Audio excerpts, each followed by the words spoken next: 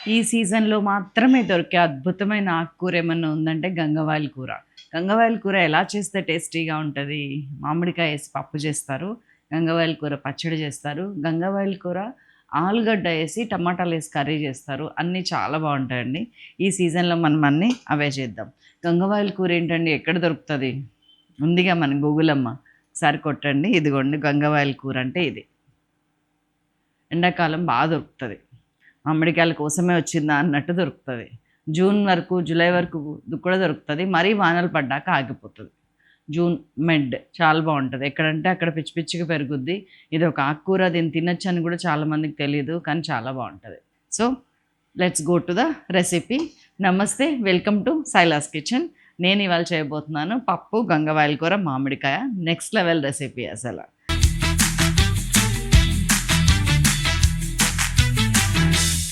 First కందిపప్పు ముందే నానబెట్టి పెట్టుకున్నానండి. సో దట్ మనకి సాఫ్ట్‌గా, స్మూత్‌గా తొందరగా అయిపోతది.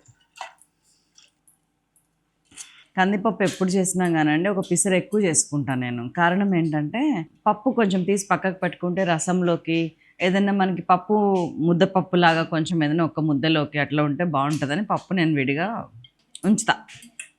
ఈ గోల్డ్ ఎక్స్‌టెన్షన్ ఏమో గానీ చేశారు. వర్క్ విషయంలో అసలు అదే లేదు. మన రాయాసలో వనస్థలిపురంలో చేపిచ్చాను. కాకపోతే మనకేదైనా పని చేయాలంటే అంత ఈజీగా రాదు. ఆఖరికి స్టిక్కర్ తీసి అతికిచ్చినాక ఆ స్టిక్కర్‌ని మళ్ళీ ఇక్కడ పెట్టుకుందామన్నా కొంచెం ఇట్లా అనాల్సొస్తది. ఏమో అంటారు గదా! ప్రతి పనికి ప్లస్, మైనస్ 2 ఉంటాయని. Plus beauty and confidence. Minus ఇట్లాంటి చిన్న చిన్నయి నెగ్లిజిబుల్ మైనస్‌లేండి. కందిపప్పు ఎంత తీసుకున్నారు అని అడుగుతారు ఫస్ట్. 120 గ్రామ్స్ ఆఫ్ కందిపప్పు తీసుకున్నా. దీనిలో సరిపడా దానికి డబుల్ నీళ్ళు పోసాను. అంటే వేళ్ళు ఇక్కడికొచ్చేంత వరకు. మరి ఇక్కడికి కాదు, బియ్యం లెక్క కాదు. అర్ధపావుకి 120 గ్రామ్స్ కందిపప్పుకి ఇక్కడ దాకా ఈడికొస్తున్నాయి వాటర్. దీంట్లో పచ్చిమిర్చి ఒక 3, 4, జీలకర్ర ఒక హాఫ్ టీ స్పూన్ వేసి, కొద్దిగా పసుపేసి, వెరీ లిటిల్ 1/10 స్పూన్ పసుపు వేసి మూత పెట్టేస్తాను. విజిల్స్ రానిస్తాను. మూత పెట్టేస్తున్నాను. ఈ ఫ్లేమ్‌తోని ఎక్కడైనా మనం పెట్టుకోవచ్చు కాబట్టి వెనక స్టవ్ మీద 4 విజిల్స్ రానిస్తాను. ఈ అంచు ఉంటది చూసారా? ఈ అంచు వరకే, ఇప్పుడు కుక్కర్ అంచు వరకనే మంట ఉండేటట్టు చూసుకుంటా. అప్పుడు పర్ఫెక్ట్‌గా ఉడుకుతది. నేను ఇది తీసి పక్కకు పెట్టేస్తున్నా. గిన్నె స్టవ్ ఎక్కింది. పోపు 2 రకాలండి. మీరు కావాలంటే డబుల్ పోనీ వేసుకోవచ్చు. లాస్ట్‌కి ఇప్పుడేమో ఒక 2 స్పూన్లు నూనె మీద మొత్తం ఉడికిచ్చేసి లాస్ట్‌కి నెయ్యి తాలింపేసుకోవచ్చు. లేదంటే ఇప్పుడే తాలింపేసి ఎందుకు డబుల్ పని అనుకుంటే ఇప్పుడే తాలింపేసేసి దానిలోనే అన్నీ ఉడకనివ్వచ్చు. ఏం చేద్దాం? మీరు ఈజీదే ఎంచుకుంటారు. మంచి అసలు సిసలు గానుగ నూనె. నేను పల్లి నూనె, నువ్వుల నూనె కలిపి వాడతాను. ఒక 3, 4 టీ స్పూన్స్ తీసుకున్నా. నూనె. ఇంగ్రీడియంట్స్ ఒక్కసారి చూద్దామా? గంగవాయల కూర, మామిడికాయలు, కందిపప్పు, జీలకర్ర, ఉప్పు, పసుపు, కారం, వెల్లుల్లి, కొత్తిమీర, కరివేపాకు, ఆవాలు, ఎండుమిర్చి. That's all. ఒక 3/4 టీ స్పూన్ ఆవాలు చిటుపట్లాడిన తర్వాత అప్పుడు జీలకర్ర, ఇంకొంచెం మెంతి పిండి వేస్తాను, అందుకని మెంతులు వేయట్లేను. వెల్లుల్లి, చక్కగా దంచిన వెల్లుల్లి ఒక 10 వేసుకోండి, చాలా బాగుంటుంది టేస్ట్. ఎండుమిరపకాయలు 2. చక్క మనం ఆడతా పాడతా ఇవన్నీ చేసుకునే లోపు పప్పు విజిల్స్ వచ్చేస్తాయి.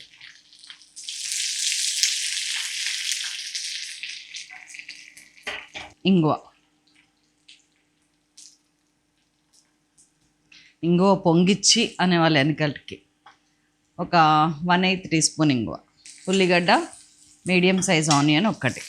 ఇట్లానే పెద్ద ముక్కలే కొయ్యండి, బాగుంటుంది. మీ దగ్గర షలాడ్స్ ఉంటే కనుక అవి డైరెక్ట్ వేసినా కూడా బాగుంటుంది. ఇది ఇంకా పెద్దగా వేగేది లేదండి ఉల్లిపాయ. నేను డైరెక్ట్ ఇదిగోండి ఒలుచుకున్న ఆకు ఒక్కటే తీసుకోవాలి. ఇందులో ఒలుచుకున్న ఆకు ఒక 3 కట్టలు గంగవాయల కూర వేసేస్తున్నా.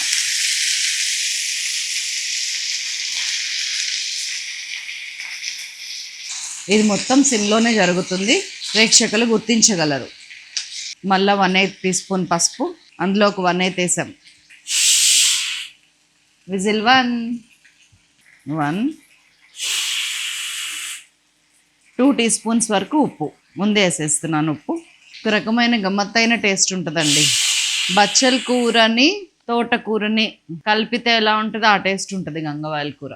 క్యారెక్టరిస్టిక్స్ కూడా యూనిక్ ఉంటాయి. వైటమిన్ ఏ కానీ డి కానీ చాలా బాగుంటాయి vitamins. And of course high fibre. ఇదిగోండి కొంచెం ఆకుకూర మగ్గగానే నేను వేసేస్తున్నా మామిడికాయలు. ఇది మరీ చిన్న మామిడికాయలండి, అందుకే నేను 2 తీసుకున్నాను. మీకు పప్పులో ఎంత పులుపు కావాలనుకుంటున్నారో అన్ని మామిడికాయలు వేయండి. నేను ఆ 2 వేసేస్తున్నా. పప్పు చాలా ఉంది కదా. ఏగోండి టెంకలు. ఆ టెంక వచ్చిన వాళ్ళు అదృష్టవంతులు మా ఇంట్లో. ఎగిరెగిరి పప్పులో టెంక తింటాం. కట్టేయమంటారా స్టవ్? 4 విజిల్స్ వచ్చినాయి. నేను సిమ్ చేస్తాను. ఇప్పుడు కారం వేయలేదు, కావాలని వేస్తాను తర్వాత. మూత పెట్టేశాను, సిమ్ చేశాను. ఒక 2 మినిట్స్ ఇది ఉడుకుతూ ఉంటుంది. అది కట్టేసిన తర్వాత అది చల్లారుతుంటుంది, మూత రావాలి కదా. ఈ 2 ఒకటేసారి జరుగుతాయి. చూద్దాం. దాదాపు 5-6 నిమిషాలు అయిందండి, ఇంకెక్కువ అయ్యి ఉండొచ్చు కూడా. కామ్గా వీటి మానాన్ని ఉడుకుతున్నాయి. గంగవాయల కూర ఎటుపోయిందో 3 గంటలు కనిపించట్లా. అయిపోయింది. ఇది కట్టేస్తున్నాను. పప్పు కోసం వెయిటింగ్. సో ఇది పక్కకు పెడుతున్నాను. ఫస్ట్ వేసాం కదా. వావ్, పర్ఫెక్ట్గా ఉడికింది చూసారా. సో పప్పు గుత్తితో ఒక్కసారి ఇనుపుకుందాం ఇట్లా, అంతే. మరీ పేస్ట్లా కాకుండా కొంచెం ఒక్క చెక్క. మంతన్ గారి భాష వింటుంటే వచ్చేస్తుంది. మంచి మాటలు చెప్పినప్పుడు పెద్దవాళ్ళు వినకపోతే మనదే దురదృష్టం అవుతుంది.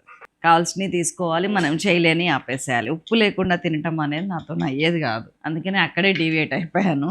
కానీ ఫ్రూట్స్ తినండి, ఈవినింగ్ ఇది తినండి, కొన్ని రెమెడీస్ చెప్తారు ఆయన, చిట్కాలు, అవన్నీ బాగుంటాయి చాలా. వేసేస్తున్నాను పప్పు ఇందులో. నాకు తెలిసి గిన్నె, మనకి అసలు గిన్నె మార్చాలంటే ఎంత బద్ధకము, ప్రాణం పోతుంది. ఎందుకంటే కడిగే వాళ్ళకి ఇబ్బంది. ఇన్ని గిన్నెలు, ఒక పప్పుకి ఇన్ని గిన్నెలు చేసుకుంటామా అన్న ఫీలింగ్ వస్తుంది కదా. కుక్కర్లో వేసి చూద్దామా.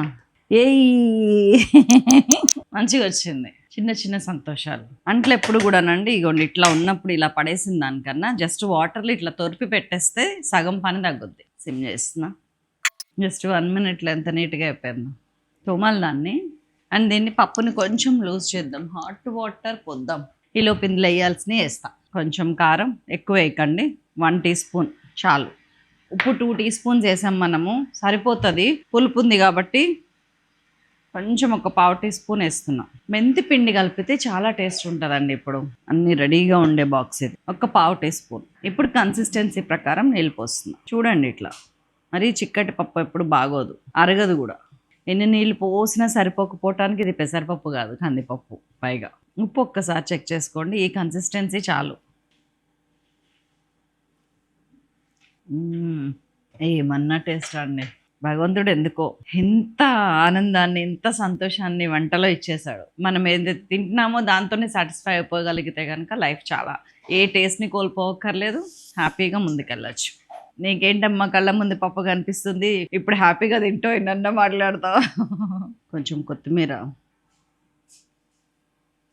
ఈ కాడలు లాంటివి పప్పుల్లో, పులుసుల్లో, చారుల్లో వేసుకుంటే బాగుంటుందండి.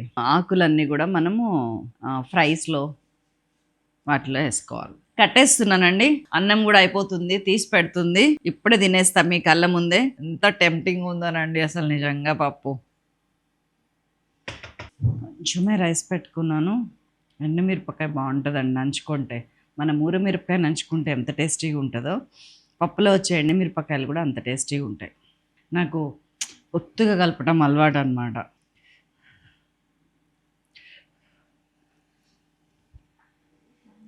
దీన్ని ఒక్క ముద్ద దీన్ని కంట్రోల్ చేసుకోవడం చాలా చాలా కష్టం అండి. కానీ నేను చేసుకుంటున్నాను. ఎందుకో చెప్పండి. ఎక్కువ తింటే మళ్ళీ మీకు గంగవాయల కూర వెంటనే దొరకకపోతే ఫీల్ అవుతారు కదా అనేది. అది మీది. So that's all for today. Next ఎపిసోడ్లో మళ్ళీ కలుద్దాం ఇంకో అద్భుతమైన రెసిపీతో. బాయ్.